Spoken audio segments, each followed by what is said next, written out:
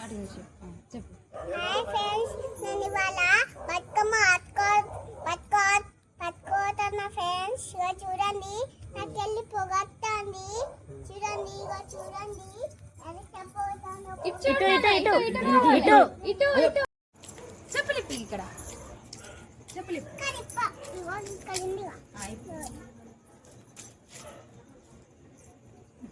పెట్టిగా పెట్టు, మధ్యలో పెట్టు, మంచిగా మధ్యలోనే అక్కడ ముగ్గుల పెట్టు.